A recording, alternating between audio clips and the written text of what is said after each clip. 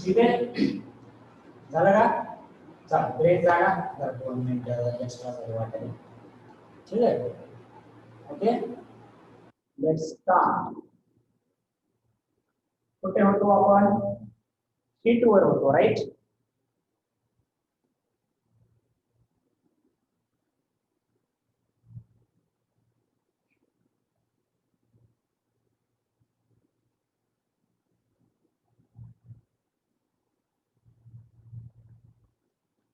दिसती screen? Screen दिसती का?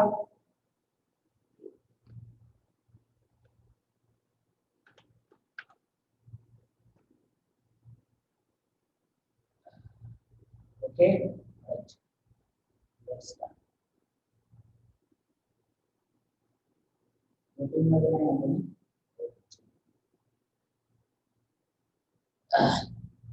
तर पहा, हीट मध्ये तुम्ही पाहिलं होतं की heat is a form of energy, आणि ती हीट कुठून येते ते त्याच्या सायन्सच्या बुकमध्ये का नवीनच काहीतरी सांगितलंय, एकदम मस्त. टेम्परेचर वाढवले की काहीतरी व्हायब्रेशन वाढवते.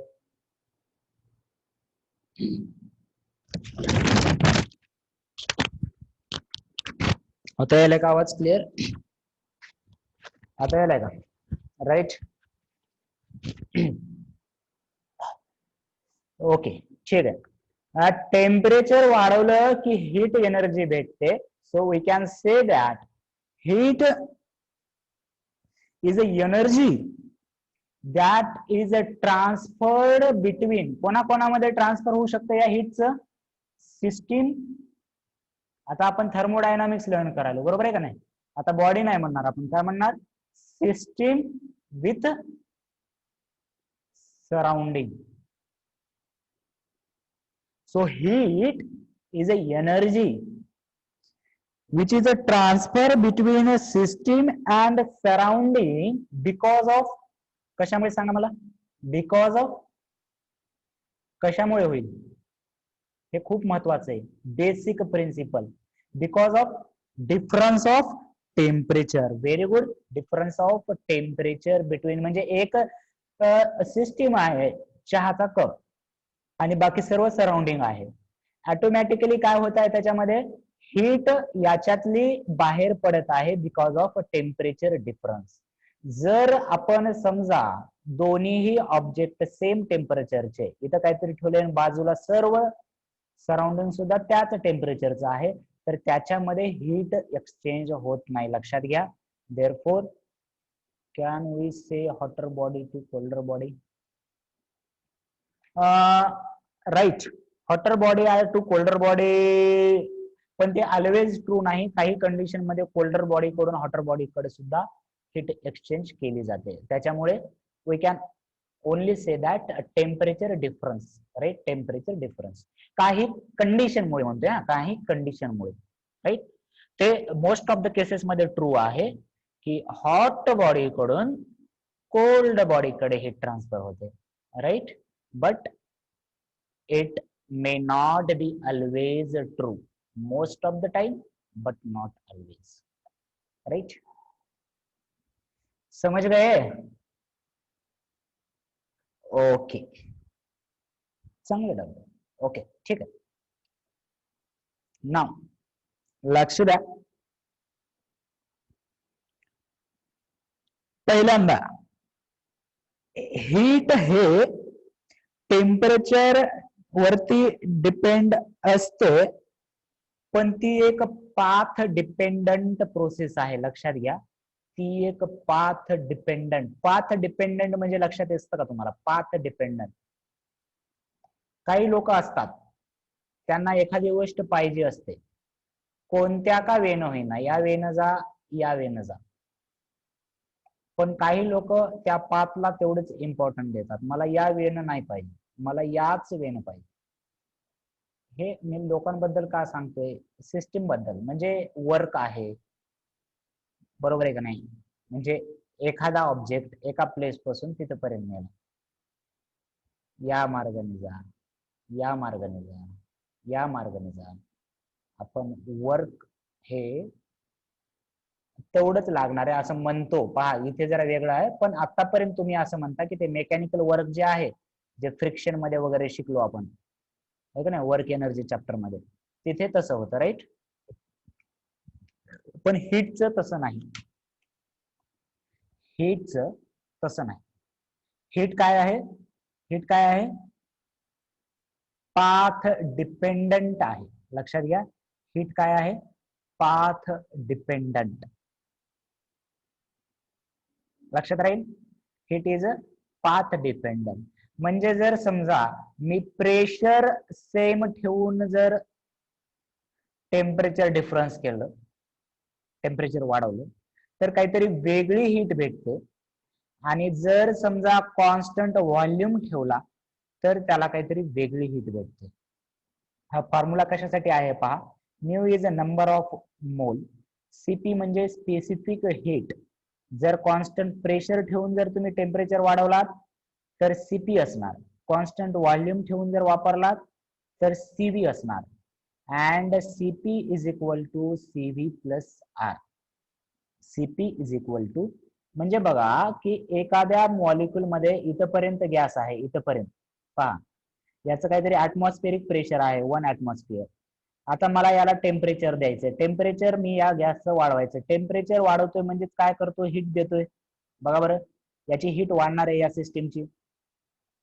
समजायला का? बघा, राईट, बरोबर आहे का? बघा, टेम्परेचर वाढवणार आहे म्हणजे याची हीट वाढणार आहे.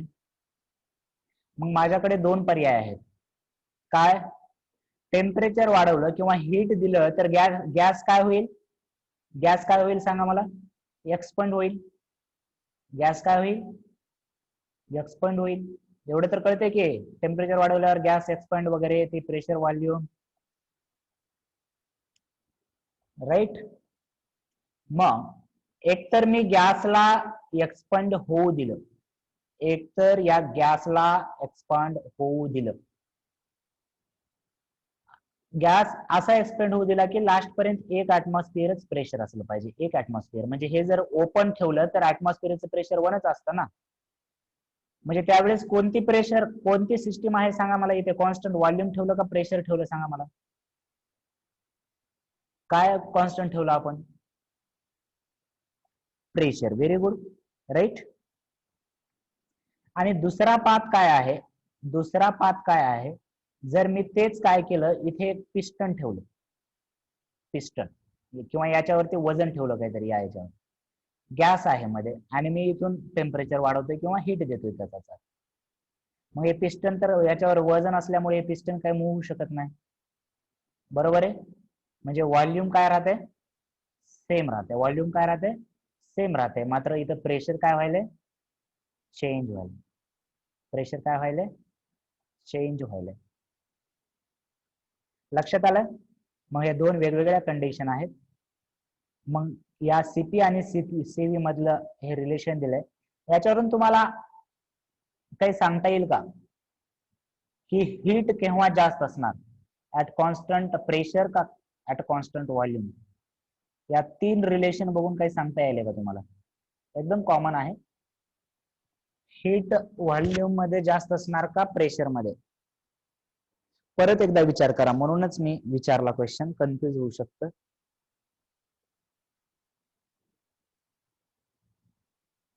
बघा, अब आंसर बदल रहे हो, राईट. बघा बघा बघा बघा, विथ एक्झाम्पल बघूया, काय डाऊट नाही ठेवायचा. राईट, व्हेरी गुड विकास. समजा डेल्टा टी दोघांच्या केसमध्ये 5 आहे. डेल्टा टी दोघांच्या केसमध्ये 5 आहे. नंबर ऑफ मोल्स तर आपण एकच घेऊ, नंबर ऑफ मोल्स तर एकच घेऊ. आणि याच्यासाठी सीव्ही काहीतरी 3 आहे. नाही, अरे डेल्टा टी आपण 6 घेऊया, sorry sorry sorry, delta T 6 घेऊया. आणि याच्यासाठी सीव्ही 2 आहे. समजा याच्यासाठी सीव्ही किती आहे? 2. डेल्टा क्यू किती आलं? डेल्टा क्यू किती आलं?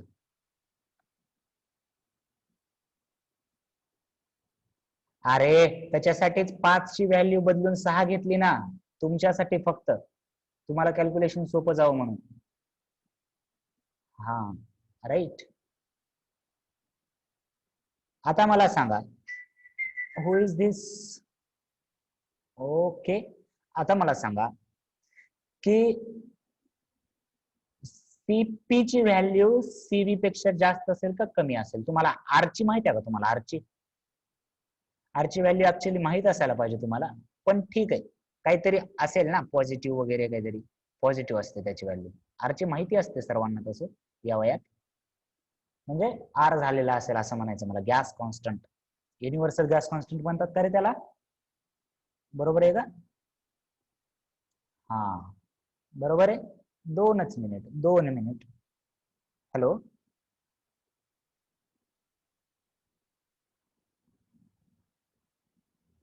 हा केला होता. नाही, हो हो हो हो, लिंक आहे. काही गरज नाही आता. हा लिंक आहे. ओके, हा चला, झालं का? Thank you thank you thank you everyone. तर मग आता मला सांगा की याच्यामध्ये हे सीव्ही जास्त, सीव्ही पेक्षा सीपी जास्त असेल, मग यांचा प्रोडक्ट 12 पेक्षा हे 12च आहे, पण हे 12च्या पण पुढचं आहे. बरोबर आहे का? बघा बरं, हे 12च्या पण पुढचं आहे. म्हणजे जर मी कॉन्स्टंट प्रेशर देऊन जर हीट दिली तेवढ्याच टेम्परेचर डिफरन्सला, तर याची हीट एक्सचेंज जास्त असणार आहे. आणि असेच थिअरॉटिकल प्रश्न बरेच आहेत याच्यावर. हा एक क्वेश्चनच होता. क्लिअर झालं का आता? क्लिअर झालं? ओके, राइट, क्रिस्टल क्लियर होना चाहिए. बर, हे हीट विषयी झाला, आता बस झालं. बघू आपण पुढे कुठं. एवढंच बस झालं आता. आता त्याच्यानंतर आहे इंटरनल एनर्जी. आता ह्या इंटरनल, बर, तर इंटरनल एनर्जी मध्ये बऱ्याच काही गोष्टी येतात. तेवढ्या भानगडीत आपण पडायचं नाही. आपल्या कामाचं काय आहे ते बघायचं, तेवढं डोकं नाही घालायचं, जेवढं पाहिजे तेवढं घ्यायचं, चलत राहायचं पुढे. की इंटरनल एनर्जी मध्ये आता एखाद्या ऑब्जेक्टला एनर्जी कोणती कोणती असते सांगा बरं मला. आपल्याला माहिती आहे कोणती? Kinetic energy plus potential energy. अच्छा, आता त्याच्यामध्ये प्रत्येक मॉलिक्युलची वगैरे असते, बऱ्याच साऱ्या गोष्टी असतात. बरोबर आहे, आपण तेवढ्या भानगडीत पडणार नाही. बरोबर आहे. आपल्याला कायनेटिक एनर्जी तर माहिती आहे. बरोबर आहे, बरोबर आहे. आता इथं काय ध्यानात, म्हणजे ध्यान देऊन बघा की टोटल एनर्जी, इंटरनल एनर्जी एकतर कायनेटिक एनर्जी आहे, एकतर पोटेन्शियल एनर्जी आहे. कायनेटिक एनर्जीचा फॉर्म्युला 3/2 म्यू आर टी, हे केटीजी मध्ये व्यवस्थित याचं डेरिवेशन होणार आहे तुम्हाला. कायनेटिक थेरी ऑफ गॅस का झालं हे ऑलरेडी केमिस्ट्री मध्ये? येस नो मध्ये सांगा बरं. नाही का? ओके, ठीक आहे. मग या गोष्टी जशाच तशा लक्षात ठेवा, हे होईल पुढे तुम्हाला. बरोबर आहे. काय असतं बघा, 3/2 mu R T.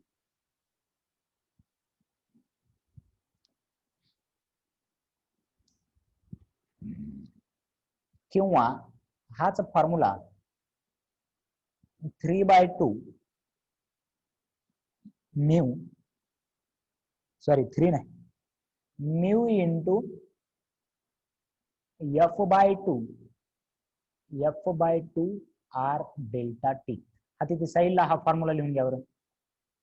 Mu f/2 R T म्हणलंय मी, आर टी भद्यांनो. बरोबर आहे, mu into f/2 R delta T, तिथे साईडला लिहून घ्या. आता हे एफ म्हणजे काय? नवीनच आले ना? एफ, एफ हे नवीनच आहे का नाही?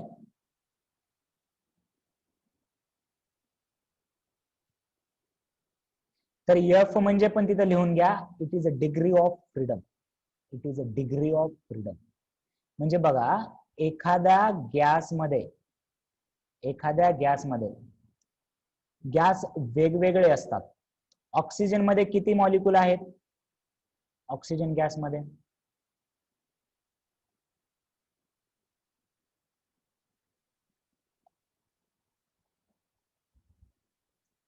अरे काढून दाखवलंय की रे, एवढा आन्सर अवघड आहे बुवा तुमचं.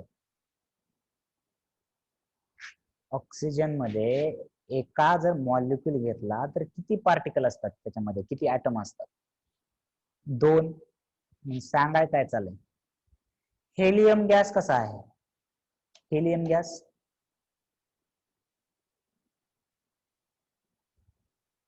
राईट, एकच ऍटम आहे, त्याला मोनो ऍटॉमिक म्हणतात. त्याला काय म्हणतात? Mono atomic. 2 ऍटम असले तर त्याला म्हणतात डाय ऍटॉमिक, आणि 2 पेक्षा जास्त असले तर त्याला म्हणतात पॉली ऍटॉमिक. त्याला म्हणतात पॉली ऍटॉमिक. लक्षात घ्या. तर मोनोसाठी एफ ची व्हॅल्यू 3 असते, मोनोसाठी एफ ची व्हॅल्यू 3 असते, आणि डाय साठी एफ ची व्हॅल्यू 5 असते. राईट, हे नोट्स मध्ये तुम्हाला आहे.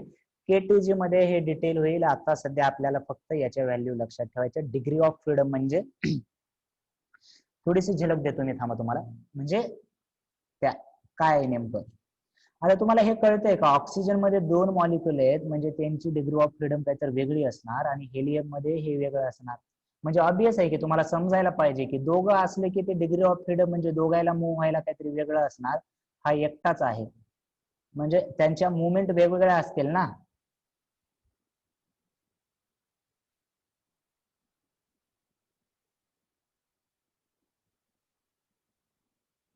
बरोबर आहे का नाही? त्यांची डिग्री ऑफ फ्रीडम ऍफेक्ट झाली का नाही? हा, 2 ऍटम असते, 2. याच्यामध्ये 2 ऍटम आहेत आणि इथं एकटाच ऍटम आहे. मग हे 2 ऍटमची डिग्री ऑफ फ्रीडम वेगळी असते, याची डिग्री ऑफ फ्रीडम वेगळी असते, कारण हा एकटा कुणीकडेही पळू शकतो. हे दोघं असल्यामुळे पळू शकत नसतील, काय माहिती ना, दोघं असल्यामुळे अजून जास्त पळत असतील, काय माहिती. पण वेगळा एवढं कळलं ना, म्हणजे मला माहिती आहे, तुम्हाला बी माहिती येईल, चॅप्टर झाल्यावर माहिती होईल. ओके, बर, ठीक आहे. फिजिक्सचा चॅप्टर झाल्यावर किंवा केमिस्ट्रीचा पण. मग हे लक्षात ठेवा, डेल्टा व्ही नाही, हे डेल्टा यू आहे ऍक्च्युली. डेल्टा यू हे म्यू आर च्या जागी F/2 आर, म्हणजे म्यूच्या जागी म्यूच आहे. हे 3 का आलंय? कारण मोनोसाठी एफ ची व्हॅल्यू 3 असते. आणि सीव्ही चा फॉर्म्युला आहे, सीव्ही चा फॉर्म्युला काय आहे बघा, सीव्ही चा फॉर्म्युला आहे F/2 आर. F/2 आर हे आहे सीव्ही. हे जशाच तसं लक्षात ठेवायचंय. कायनेटिक थिअरी ऑफ गॅस मध्ये सगळं होईल याच्यामध्ये. KPG, right. मग आता बघा, एक महत्वाची गोष्ट इथं काय लक्षात ठेवायचं, जर 2 पार्टिकल, 2 ऍटम मधला जर फोर्स चेंज झाला, म्हणजे तिथे डिस्प्लेसमेंट झाली, आणि डिस्प्लेसमेंटमुळे डिस्टन्स जर चेंज झाला तर पोटेन्शियल एनर्जी चेंज होते. बरोबर आहे.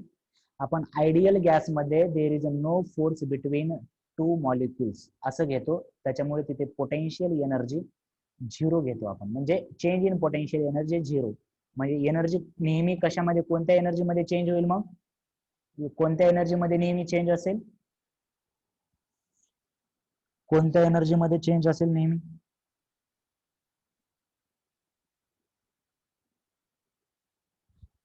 इंटरनल एनर्जी मध्येच 2 आहेत, कायनेटिक आणि पोटेन्शियल. पण पोटेन्शियल एनर्जीचा फंडाच क्लिअर आहे आपल्याला, किती सोपं झालं. आयडियल गॅस मध्ये फोर्स नसतो, त्याच्यामुळे पोटेन्शियल एनर्जी काही चेंज होत नाही, त्याच्यामुळे आपल्याला स्टडी करायची गरज नाही. मग कोणाची स्टडी करायची? फक्त कायनेटिक एनर्जी. क्लिअर आहे? तिथे लिहिलंय व्यवस्थित आणि बरोबर, राईट. बघा, आपण व्हेरिएबल पाहत आहोत थर्मोडायनामिक्सचे.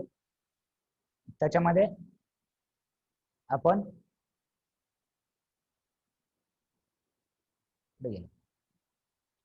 हीट पाहिलं, इंटरनल एनर्जी पाहिलं, क्यू आणि यू. बरोबर आहे. आणि आता वर्क एकदा पाहूया. समजले का? इथपर्यंत सांगितलेलं समजले सर्वांना? इथपर्यंत सांगितलेलं सर्वांना समजले का? हे मात्र थोडस जास्त झाल्यासारखं होईल. जसं आहे तसं लक्षात ठेवा. हे एफ ची व्हॅल्यू आणि हे गॅमाची व्हॅल्यू, राईट. F/2R ला CV म्हणतात.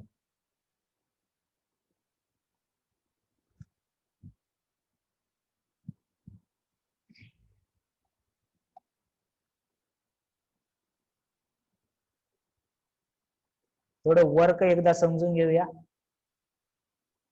ओके, स्क्रीनशॉट काढायचा राहिलाय, स्क्रीनशॉट काढा. याच्या आधीच्या पेजचा काढलाय ना? हा, याचा झाला, याचा काढा.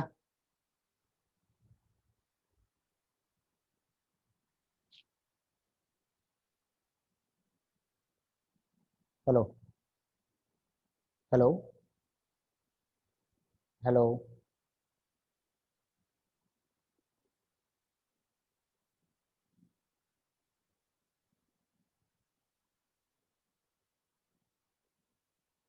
घेतला का स्क्रीनशॉट? हाँ हेलो,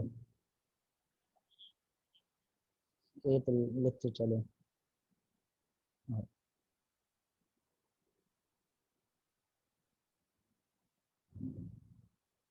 चला पुढे.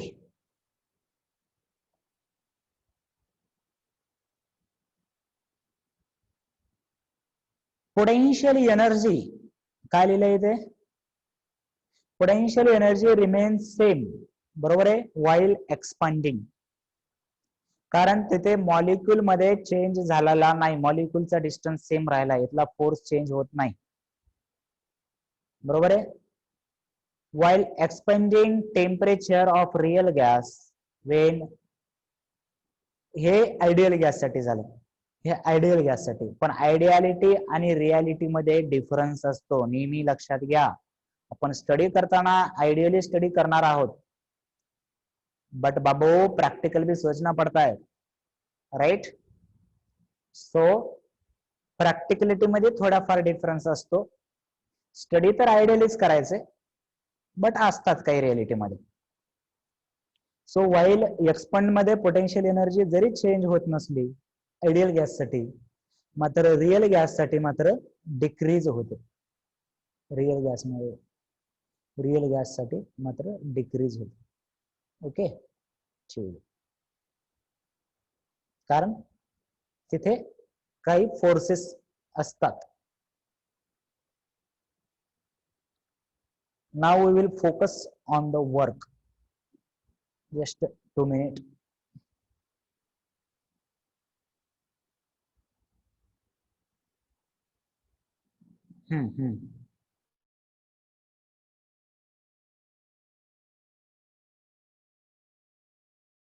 नाही नाही, आज सुट्टी नाही.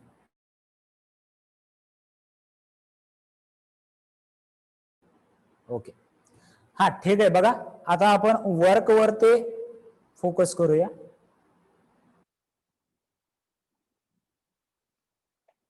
वर्क म्हणजे नेमकं काय? Suppose there is a gas in the cylinder, right. आणि याचं एक पिस्टन असं वर झाकलेलं आहे, पण हे पिस्टन मूव्ह होऊ शकतं, हे पिस्टन मूव्ह होऊ शकतं. या गॅसचं काहीतरी प्रेशर आहे P. तर काय होईल, जेव्हा जेव्हा व्हॉल्यूम वाढणार, याचं व्हॉल्यूम वाढणार, हे पिस्टन मुव्हेबल आहे, हा हे पिस्टन मुव्हेबल आहे. याचं व्हॉल्यूम वाढायलंय म्हणजे हे गॅस या पिस्टन वरती काहीतरी फोर्स अप्लाय करायलाय. यस और नो मध्ये सांगा मला. याच्यावरती काहीतरी फोर्स अप्लाय करायलाय, राईट. म्हणून तर हे पिस्टन वर जाणार आहे केव्हा, जेव्हा गॅसचं व्हॉल्यूम चेंज व्हायलंय. लक्षात ठेवा, व्हॉल्यूम इन्क्रीज व्हायलंय, आपलं व्हॉल्यूम इन्क्रीज होत आहे. समजा काहीतरी एक्स डिस्टन्सनं पिस्टन वर गेलं, एक्स डिस्टन्सनं पिस्टन वर गेलं तर तुम्हाला वर्कचा फॉर्म्युला माहिती आहे का?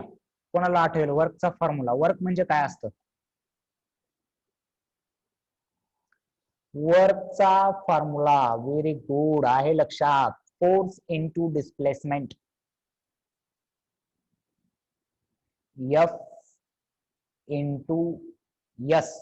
एस च्या ऐवजी मी एक्स लिहू का? एफ डॉट एक्स लिहू का इथे? F dot x displacement.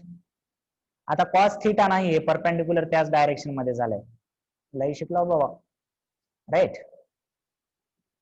फोर्सचा एक बेसिक फॉर्म्युला माहितीये का? Force is equal to pressure into area, किंवा pressure is equal to force upon area माहिती असेल.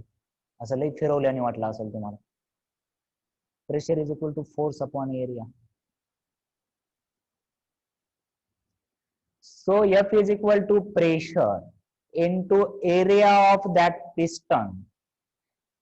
हे area into हे displacement, into हे displacement, आणि याचा एरिया इंटू हे डिस्प्लेसमेंट म्हणजे या कंटेनरचं व्हॉल्यूम झालं का बघा बरं. याचा एरिया आणि याचं डिस्प्लेसमेंट म्हणजे या कंटेनरचं व्हॉल्यूम झालं का? राईट. समजलं? डेरिवेशन घेतलं मी याचं derivation, right? Therefore, a small work done while expanding in a gas is a pressure of the gas into change in the volume. And if we have to find the total work done, we will also have to integrate this side initial volume to final volume. Therefore, total work done is equal to integration of P delta V. कळलं का?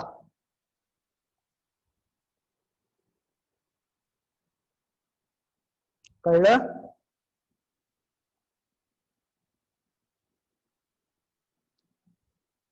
Right. आणि हे कोणती process होती? आपण through out pressure constant ठेवले बघा. Through out the pressure काय ठेवलं आपण? थ्रू आउट आपण प्रेशरचा काही विचार केला का? कारण इथं एक्सपंड झाल्यावर सुद्धा आपण प्रेशर पीच घेतलं ना. मग कोणती प्रोसेस होती हे? Isobaric. So remember that work done is equal to pressure into delta V. इंटिग्रेशनच्या फॉर्म मध्ये हा formula, and it is only used in isobaric process. Clear आहे? क्लियर आहे का? राईट. मग हे पण लगेच ठरवूया आपण. हे पण लगेच ठरवूया की समजा सिस्टम आपली एक्सपांड केली आपण. सिस्टम म्हणजे कोण एक्सपांड झालं बघा बरं. आपली सिस्टम म्हणजे कोण आहे इथे? इथे सिस्टम म्हणजे कोण आहे? हे खूप महत्वाचं आहे. Very very important. It is a very very important. System म्हणजे गॅस आहे. सिस्टम म्हणजे कोण आहे? गॅस आहे. मग गॅस एक्सपांड झाला म्हणजे फायनल व्हॉल्यूम ग्रेटर आहे इनिशियल व्हॉल्यूम पेक्षा. Final volume is greater than initial volume. म्हणजे वर्क डन पॉझिटिव्ह यायला पाहिजे बघा. वर्क डन काय यायला पाहिजे? यस, यस और नो? खूप महत्वाचं आहे, बऱ्याच जणांना कळत नाही. मग लक्षात घ्या, जेव्हा गॅसने वर्क करतात, याला काय म्हणलं आपण? गॅसने वर्क केलं ना या पिस्टन वरती, म्हणून गॅसनं वर्क केलेलं पॉझिटिव्ह वर्क असतं किंवा त्याला म्हणतात सिस्टमने वर्क केलं, किंवा जेव्हा गॅस एक्सपांड होतो. हे केमिस्ट्री मध्ये डिफरंट आहे. तुमच्या जेव्हा केमिस्ट्रीचा चॅप्टर होईल तेव्हा कळेल तुम्हाला. केमिस्ट्री आणि फिजिक्स कन्फ्युज होऊ नका. तिथे केमिस्ट्रीचं शिकताना फक्त केमिस्ट्रीचं म्हणून शिका, तिथे फिजिक्सचं शिकताना फक्त फिजिक्स म्हणून शिका.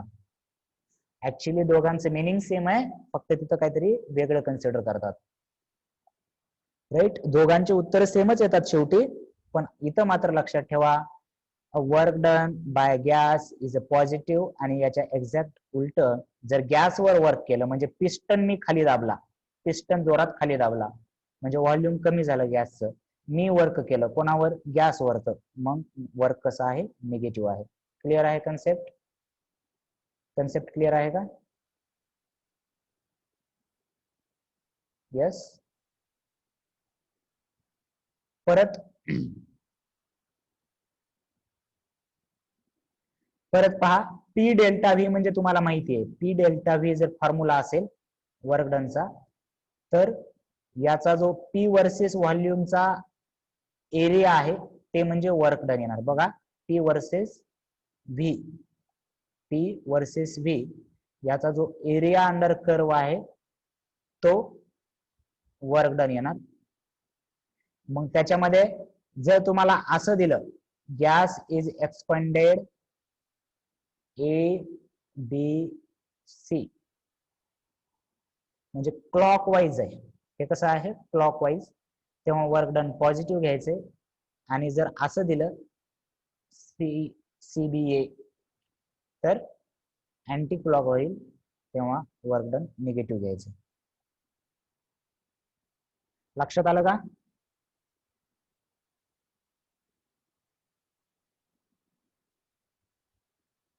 लक्षात आलं?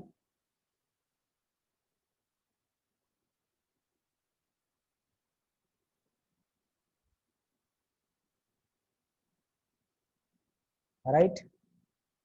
तर इथपर्यंत आज थांबूया. हे वर्क डन इथं थिअरी पार्ट दिलेला आहे, तुम्हाला लिहून घ्या हे. आणि पुढचा पार्ट उद्या कंटिन्यू करूया आपल्या रेग्युलर टाइम मध्ये. रेग्युलर टाइम किती आहे?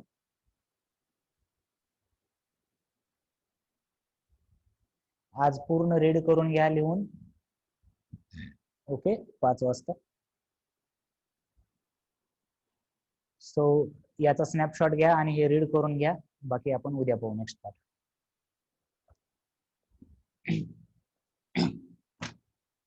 स्नॅपशॉट झाला का?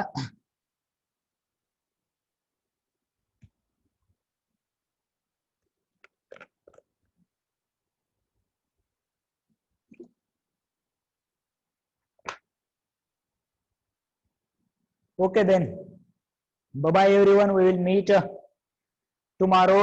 अजून अर्धा तास लेक्चरचा टाइम आहे, तोपर्यंत हे लिहून घ्या. पुन्हा नंतर म्हणू नका माझ्याकडे नोट्स नाही तर माझ्याकडे काहीतरी नाही.